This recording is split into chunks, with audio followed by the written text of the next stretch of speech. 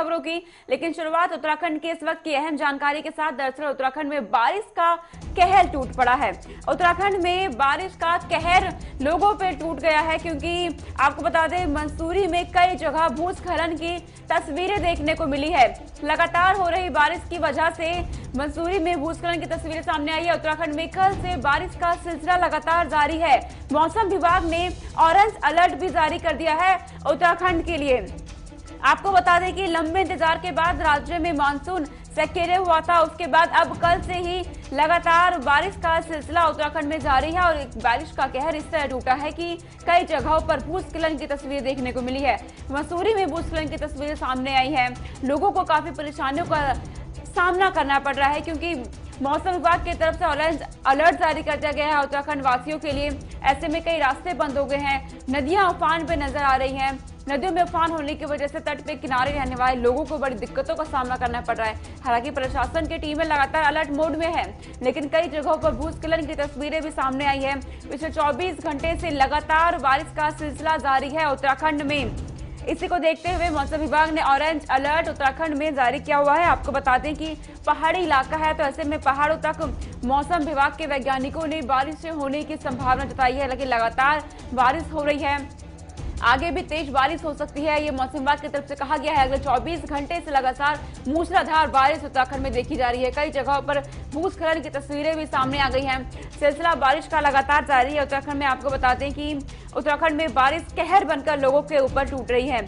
दरअसल कई जिलों में गर्जना के साथ तेज बारिश की बौछारें हो रही हैं, तो कहीं कहीं बहुत अधिक बारिश हो रही है, जिससे मौसम पूरी तरह से बदल गया है। उत्तराखंड का मौसम का मिजाज पूरी तरह बदल गया है। लोगों को काफी दिक्कतों का सामना करना पड़ रहा है। बीते कई दिनों देखा गया, जब भी बारिश हुई तो राष्ट्रीय राजमार्ग अवरुद्ध हो जाते हैं।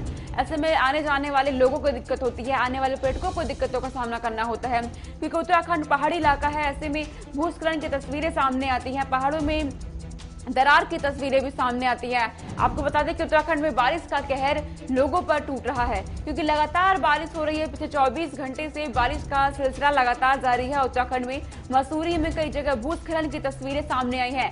उत्तराखंड में कल से बारिश का सिलसिला लगातार जारी है। इस वक्त ये बड़ी और अहम जानकारी आप तक पहुंचा रहे हैं, क्योंकि मौसम लगातार बदल रहा है। मौसम विज्ञान विभाग की तरफ से लगातार चेतावनी जारी की जा रही है कि आने वाला मौसम किस तरह रहेगा।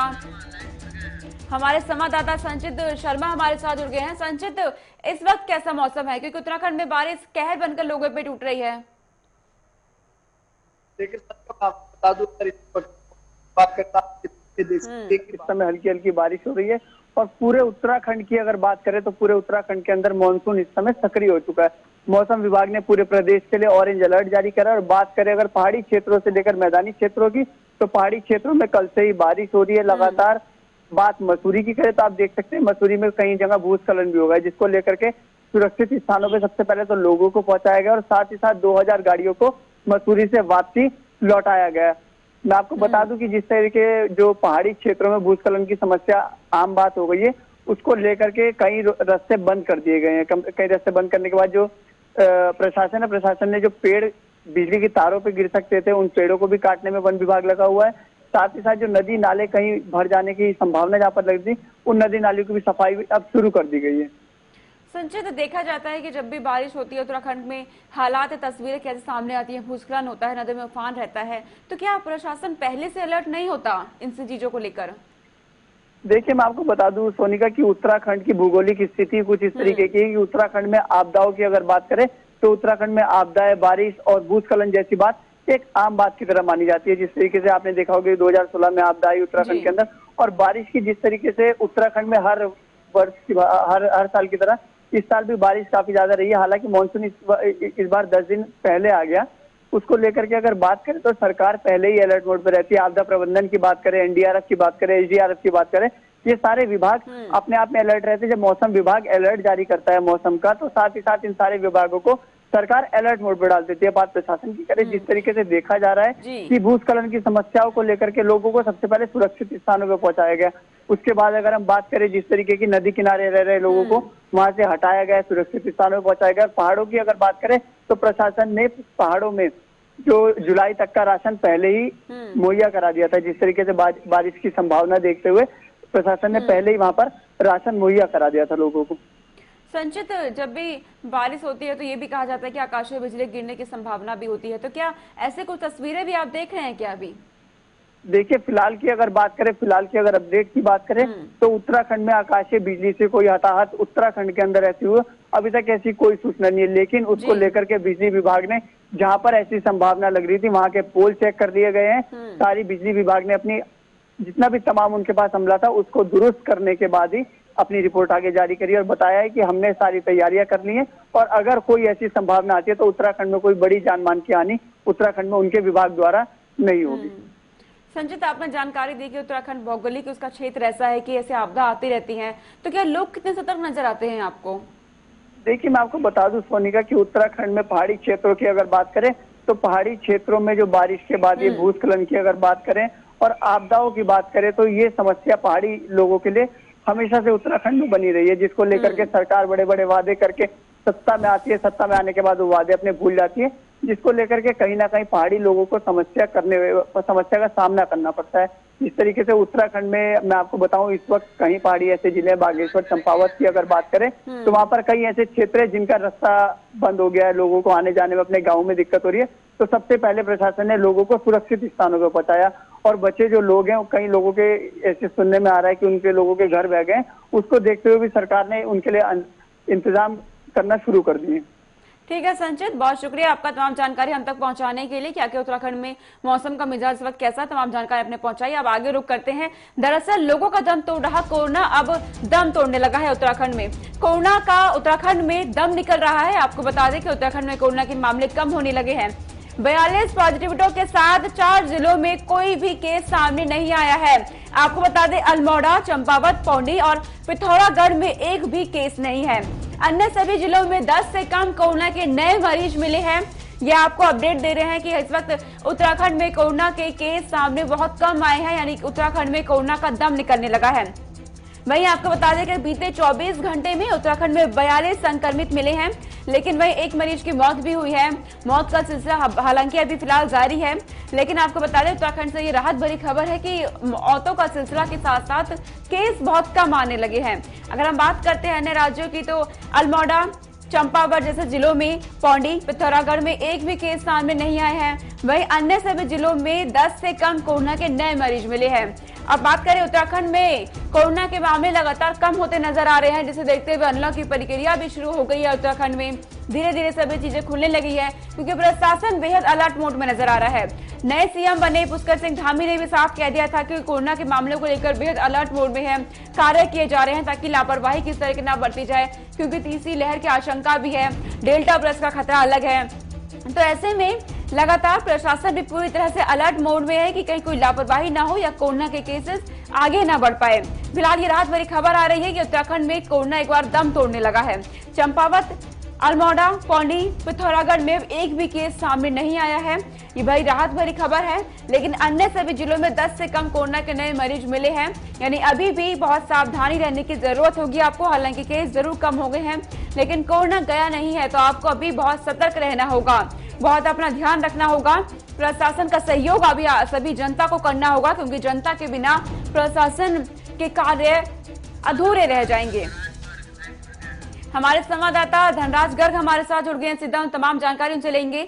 धनराज, इस वक्त क्या हालात कोरोना के, क्योंकि केसेस कम होने लगे हैं, रात भरी खबर सामने आ रही है उत्तराखंड से। जी सोनिका, बिल्कुल इस तरीके से रात भर एक खबर उत्तराखंड से आ रही है कि अब कोरोना के जो केस है वो बिल्कुल कम होते नजर आ रहे हैं। यदि 24 घंटे की बात करें तो कुल 46 केस उत्तराखंड में निकल कर आए हैं, लेकिन एक चिंता का विषय है कि एक मौत भी उत्तराखंड में हुई है। हालांकि पिछले 4 दिनों से कोई मौत का आंकड़ा सामने नहीं आया था कि कोई भी मौत उत्तराखंड में नहीं हुई थी। जो रात भरी खबर फिर शासन प्रशासन की चिंता बढ़ाती हुई ये मौत आई है कि एक मौत फिर हुई है।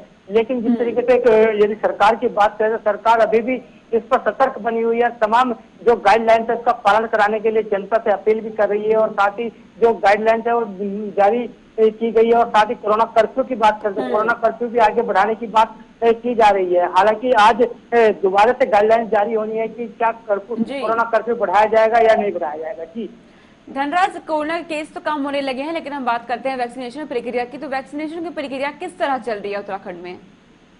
जी सोनिका, बिल्कुल जिस तरीके से वैक्सीनेशन की बात करें तो वैक्सीनेशन जिस तरीके से नरेंद्र मोदी जी ने अपने संबोधन में कहा था कि 21 जून से जो उन्होंने एक अभियान चलाया था वो कहीं ना कहीं उत्तराखंड में दम तोड़ता हुआ नजर आ रहा है। जिस तरीके से देखा जाए कि वैक्सीनेशन की कमी या फिर शॉर्टेज कही जाए कि जिस तरीके की शॉर्टेज वैक्सीन की हो रही है, उत्तराखंड तक वैक्सीन नहीं पहुंच पा रही है और जो युवा है वो कहीं ना कहीं उससे वंचित है।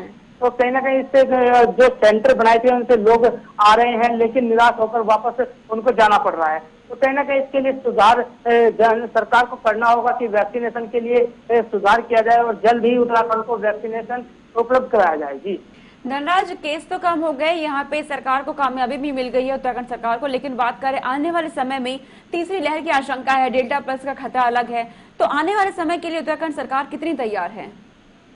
जी सोनिका, बिल्कुल जिस तरीके से आपने देखा कि अभी कोरोना कर्फ्यू खत्म भी नहीं हुआ है और जो पर्यटक हैं उनको आने की छूट दी गई थी, लेकिन जिसके बाद कुछ तस्वीरें सामने आई थी कि तमाम जो कोरोना की गाइडलाइंस है उसका पालन नहीं हो पा रहा था, जिसके बाद दोबारा से सरकार सतर्क मोड में आ गई है, अलर्ट मोड में प्रशासन आ चुका है और तमाम जो कैंपटी फॉल में जाने की अनुमति दी गई थी 50 लोगों की, वो उस पर भी रोक लगा दी गई है कि अब कैंपटी फॉल में कोई नहीं जाएगा। और साथ ही यदि कोई उत्तराखंड आता है तो उसमें भी जो है कोरोना की निगेटिव रिपोर्ट लेकर ही उत्तराखंड आना होगा, तभी उनकी एंट्री उत्तराखंड में हो पाएगी। तो कहीं ना कहीं सरकार तीसरी लहर को लेकर बिल्कुल सतर्क बनी हुई है। तमाम व्यवस्थाएं, अस्पतालों की व्यवस्था हो या फिर धरातल पे किसी भी वैक्सीनेशन की व्यवस्था, उसके सुधार के लिए लगातार सरकार काम कर रही है, बड़े बड़े दावे भी कर रही है। लेकिन अब देखने वाली बात यही होगी कि क्या मुख्यमंत्री जो है पुष्कर धामी, क्या वो इस पर नियंत्रण पाते हैं या नहीं पाते हैं। जी धनराज, ग्राउंड जीरो पे आप रिपोर्टिंग करते हैं तो क्या तस्वीरें आप देखते हैं, लोग कितने सतर्क आपको नजर आते हैं, क्या चेहरे पे मास्क नजर आता है आपको लोगों के? जी बिल्कुल सोनिका, जब हम ग्राउंड रिपोर्ट पर जाते हैं, बाजारों में जाते हैं तो कहीं ना कहीं वहाँ पर भीड़ देखने को लोगों की मिलती है, लेकिन जिस तरीके से लोगों के अंदर जागरूकता की बात करें तो कुछ लोगों के अंदर जागरूकता है, लेकिन कुछ लोग ऐसे भी हैं जिनके अंदर जागरूकता नहीं है और जो इस बात को नहीं समझ रहे हैं। उनका यही मानना है कि कोरोना अब जा चुका है, लेकिन कोरोना अभी गया नहीं है, मामले जरूर कम हुए हैं, लेकिन उनको सतर्क रहना होगा। जिस तरीके से हमने बाजारों में देखा कि लोग मास्क नहीं लगाते हैं, सोशल डिस्टेंसिंग का पालन नहीं करते हैं, तो कहीं ना कहीं एक खतरे को बुलावा जरूर दिया जा रहा है। जी तो धनराज, अस्पतालों में कितना प्रबंध है, क्योंकि मौसम अलग बदल रहा है, ऐसे में कोरोना एक और है, अस्पताल में कितना प्रबंध? जी बिल्कुल सोनिका, ये सच है कि जब मौसम बदलता है तो कहीं ना कहीं बीमारियां भी जन्म लेती हैं, तो उसके बाद अस्पतालों की हालात देखे जाए तो कहीं ना कहीं भीड़ जरूर अस्पतालों में जुटती है, लेकिन कोरोना के डर की वजह से लोग अस्पतालों तक नहीं पहुंच पा रहे हैं, क्योंकि जो अन्य बीमारियां हैं उनके लोग भी अस्पतालों तक नहीं पहुंच रहे हैं। कहीं ना कहीं उनको डर सता रहा है कि कहीं कोरोना उन्हें अपनी चपेट में न ले। लेकिन वही यदि अस्पताल प्रशासन की बात करें तो अस्पताल प्रशासन का साफ तौर पर यही कहना है कि यदि किसी को कोई बीमारी है या कोई भी दिक्कत है तो वो अस्पताल आए और अपने आप को डॉक्टर को दिखाए, या डॉक्टरों से कॉल करके संपर्क कर सकता है या व्हाट्सएप के माध्यम से भी वो संपर्क कर सकते हैं। साथ ही यदि वहाँ की व्यवस्था की बात करें तो तमाम व्यवस्थाएं वहाँ पर है और तो प्रशासन का यही कहना है कि आप अस्पताल आइएगा, अस्पताल बिल्कुल सुरक्षित है। जी धनराज, ये जानकारी दीजिएगा कि पर्यटक स्थलों के क्या हालात है, क्योंकि पर्यटक स्थल खुलते ही लोग वहां पहुंचने लगे पर्यटन स्थलों पर, ऐसे में कारोबारियों की तरफ से क्या व्यवस्थाएं की गई हैं?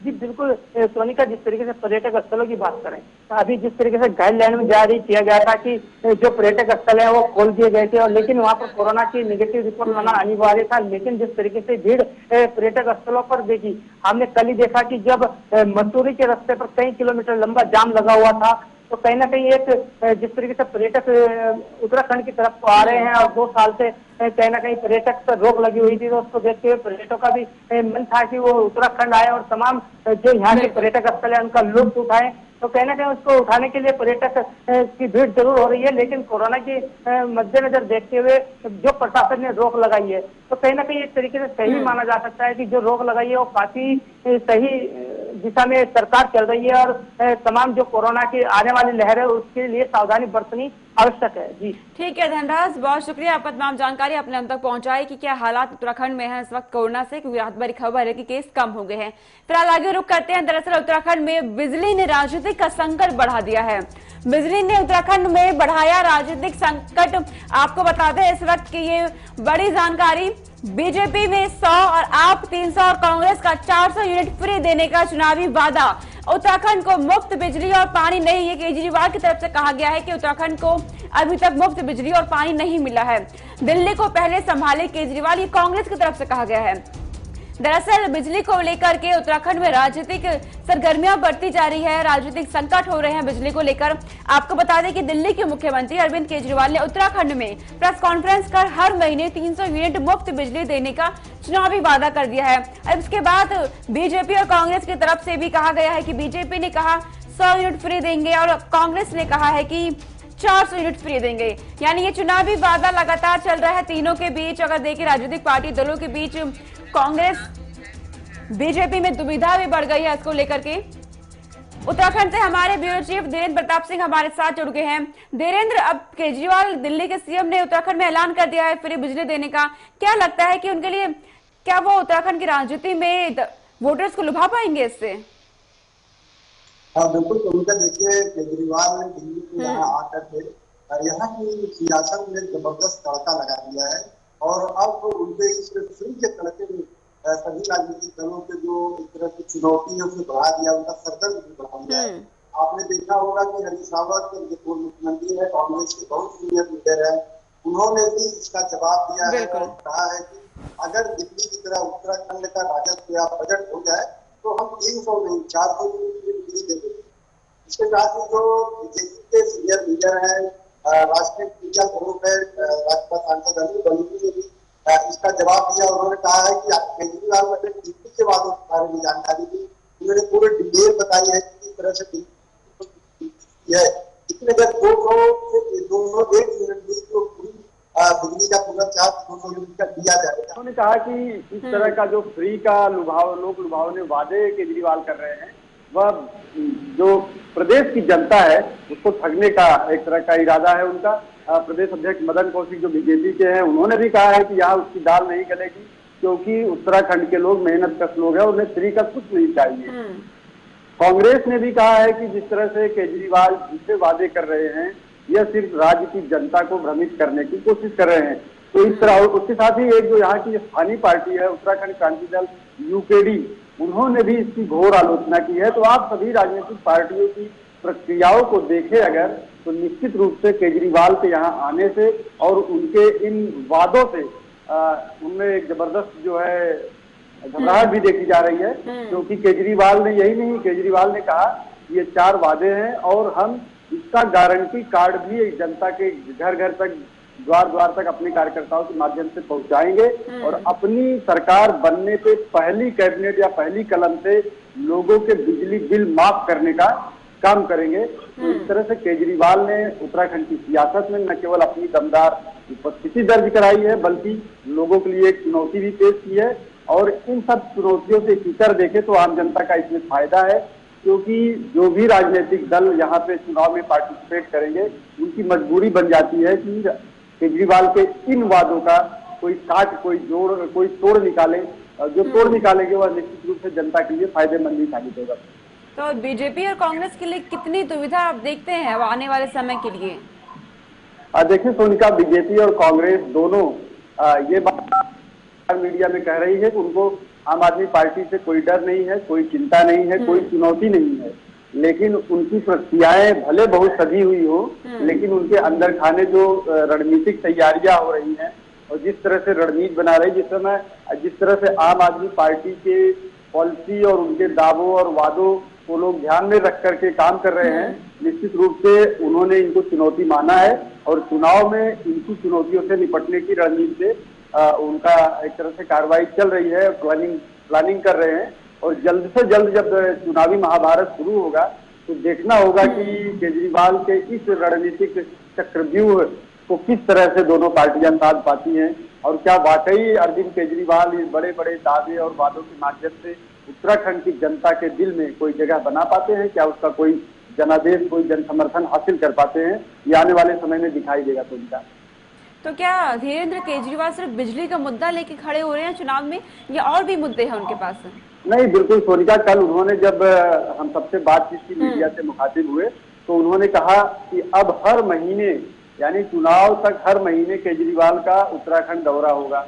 उन्होंने कहा आज तो सिर्फ और सिर्फ मैं बिजली पे बात करने आया हूँ, लेकिन अगली बार आऊंगा तो स्वास्थ्य, रोजगार और जो यहाँ का अन्य जो यहाँ के राजनीतिक मुद्दे हैं, जो भावनात्मक मुद्दे हैं, उन सबको उठाऊंगा। वो सब हमारी पार्टी के मुद्दे हैं।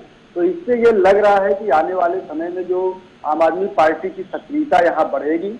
और उन्होंने ये भी कहा कि अगली बार जब वो आएंगे तो मुख्यमंत्री पद का चेहरा भी डिक्लेयर करेंगे, घोषित करेंगे कि आम आदमी पार्टी की सरकार आने पे कौन होगा मुख्यमंत्री। यानी उन्होंने एक तरह से एक और चुनौती पेश कर दी है सभी राजनीतिक दलों के सामने कि चुनाव में आप जाइए तो ये बता के जाइए कि आपका मुख्यमंत्री कौन होगा।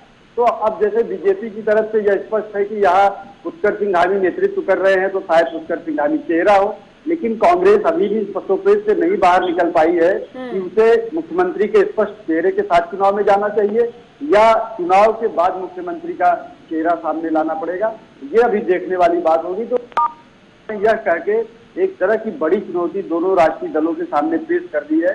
बीजेपी में भले मुख्यमंत्री सरकार का नेतृत्व कर रहे हैं, लेकिन बीजेपी चुनाव मोदी के चेहरे पे, ब्रांड मोदी, मोदी मिरेकल, इन सब बिंदुओं पे, इन सब जो पहले उन्होंने चुनाव में इन सब का प्रयोग कर लिया, उसके आधार से वो चुनाव लड़ना चाहती है। लेकिन जब केजरीवाल मुख्यमंत्री पद का चेहरा घोषित कर देंगे तो राजनीतिक दलों की मजबूरी हो जाएगी यह बताना कि वो किसके चेहरे पे वोट मांग रहे हैं। अगर जनादेश मिला तो कौन होगा उनकी सरकार का नेता, कौन बनेगा मुख्यमंत्री।